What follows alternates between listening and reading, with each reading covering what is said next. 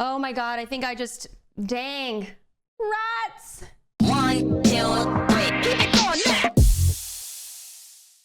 Here we have Pokey playing the London system, which we know Michelle also plays as white. I mean, this is a clean London, and look at Michelle's response. This is a very high-level way to play. This is a Rain Wilson level way to play. The Queen B6 idea, a very effective move against the London. Right, and so now I think we'll see will Pokimane move her queen to either C1 or C2 or push B3. Now you have to believe that she probably has looked at the setup and has seen this Queen B6 idea. So she goes to C2. Well, now Michelle has to realize that her queen isn't trapped. She took the pawn, and you'd like to think she saw that she can get out with Queen A3, but let's listen into Michelle and see. I'm not totally sure she realizes she can get out. Did I get too crazy?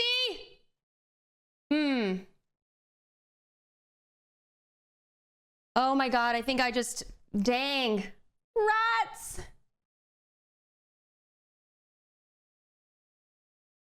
Oh, but I can go here and offer a trade.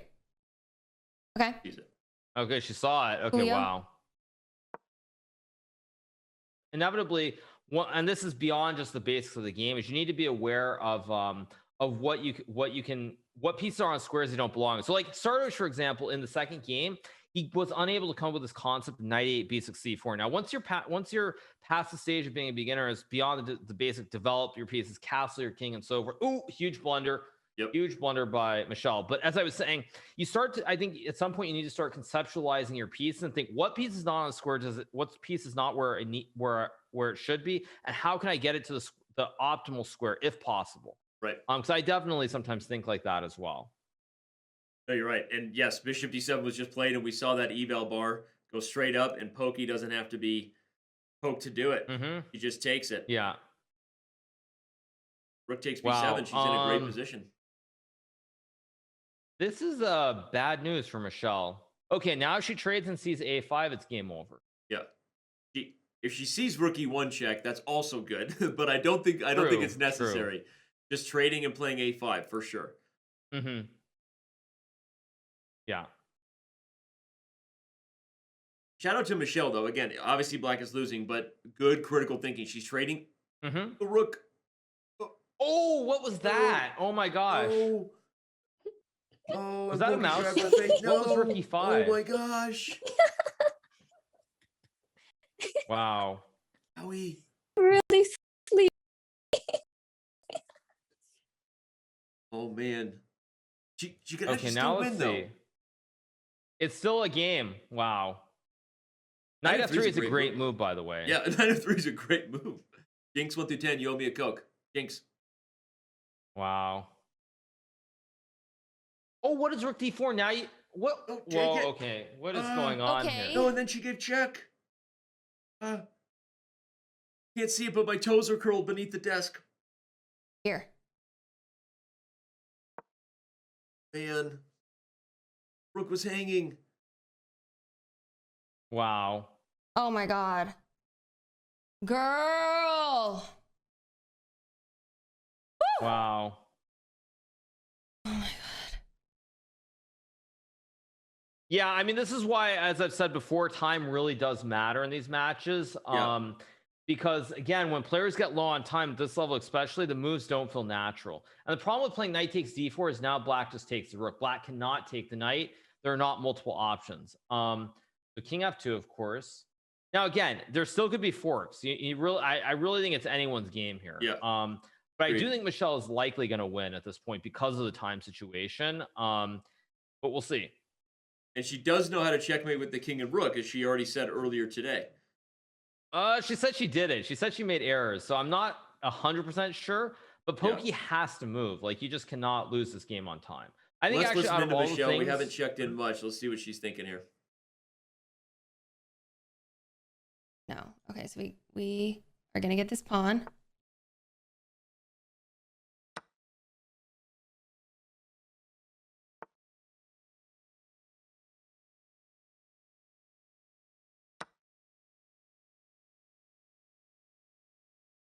Oh man. wait, why did she resign? Shocked. Oh my gosh. That was really hard. Oh my gosh. Great game, Why did Pokey. she resign? I think she's just frustrated. I mean, honestly, it just seems like she kind of knew that it got away from her and she just didn't want to continue. When these players play, the assumption should not be that their opponent knows everything. Now, you know, for example, if Ludwig, for example, had a position with a knight and pawn, and Sardoche had a rook and 2 pawns, or like Benji or quite a few of the players in the top bracket, I would understand it. But at this level, I don't think you should be resigning almost ever. Maybe like king and queen versus king, or you know, queen and rook, where it's a very routine kind of ladder. But I think anything that's less basic than that, especially when it's rooks on the board, like one rook in particular, you should never resign. So I actually really I like the start for Pokimane. If I'm Michelle, I'm a little bit concerned here. Yep. Also, Poki playing fast, which is Right. good. Michelle almost accidentally stops the most lethal threat on the board, or maybe she played bishop e2 with that intention. But you're right, Hikaru, that knight g4 was so dangerous with this idea that could have been game over. So now she's a little bit safer, even if she doesn't know it. Right. And again, I think the thing here is, wow, bishop g4 is a great move by Pokimane. Seriously, That's a fantastic move. What And I a think the thing is, move. for Michelle, queen d1 is a very strange move to play here, thinking from the beginner perspective. And f3 just feels like you're opening up your king. So you don't really want to push the pawns in front of your king. So what else can she play here? Yeah. No, you're right. I would think bishop g4 is the obvious move. Or maybe queen c2. Maybe rook e1. I don't think she'll play queen d1. That just seems very, I don't know. To me, that seems unusual. Okay, she goes rook e1. So now the real question is, has Pokimane done enough tactics puzzles to see the idea with bishop takes bishop, knight g4, and then bring the queen over and go for the quick checkmate? That's the big question. But it's super quickly too. Yeah, it's like somehow Pokimane morphed and became Nico. She's now playing like instant moves that are not blunders, and make a lot of sense. So it's kind of interesting.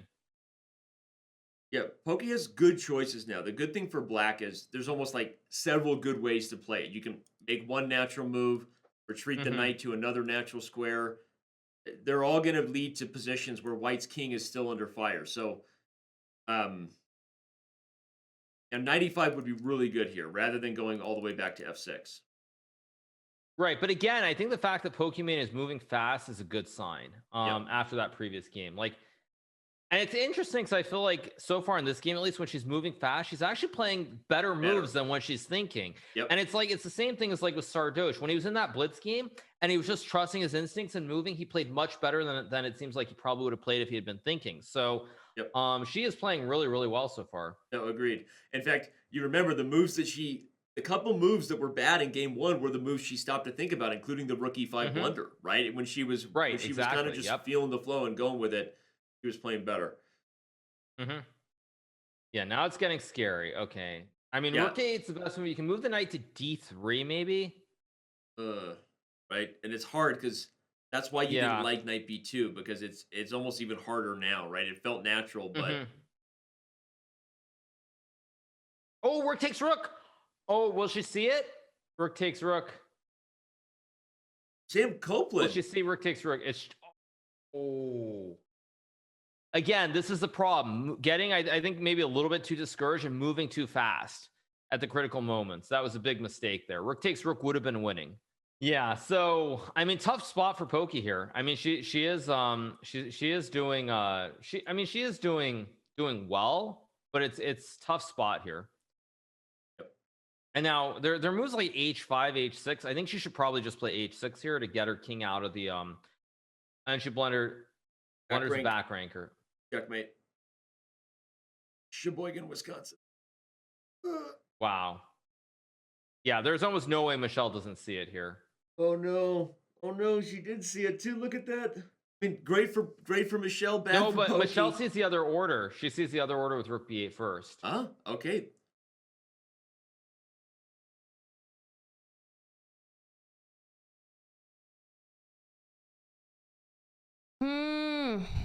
Boom. Wait, hold on. If I take, she takes. She sees it. I go here. No. Oh, yep, she sees it. She has to come back. Is that again, it's really important in critical moments to take a second and think. Yep. Works through it. Boom. And she's gonna see it. Boom. And wow. Boom. Yeah. That's game over. Does Poki see it? Yeah. Oh Yeah. man. Mm. Oh man. Oh my god. What a wild ride PogChamps has been here, Pokey. I know it maybe didn't end the way you wanted it to, but obviously it's been a pretty awesome experience to see how much you've improved, and I think enjoyed the game over the last few weeks. How are you feeling right now? Honestly, today was just not it. I'm not feeling too well. So I'm sorry for maybe not playing the best game, but I think Michelle played really, really well. I hope she's so proud of how much she's improved. I'm personally pretty proud of how well I've played, mainly in other matches, like against XQC or higher rated players. So sorry for not doing my best showing today, but I hope it was still enjoyable. And I'm really excited to just continue to improve in chess for sure. No need to apologize. I mean, you actually played great. You were better in You were probably on- both had me on games, my and maybe toes. significantly so. I could tell I wasn't playing my best because after certain moves, I'd be like, wait, it's so obvious that like this is better, but I'm just like a little out of it today. But either way, I think it was still like really close for so long. I It think was. the first game, even when I was up a night, it still felt like very, very equal. So yeah, I hope Michelle's like really, really proud of how well she's playing.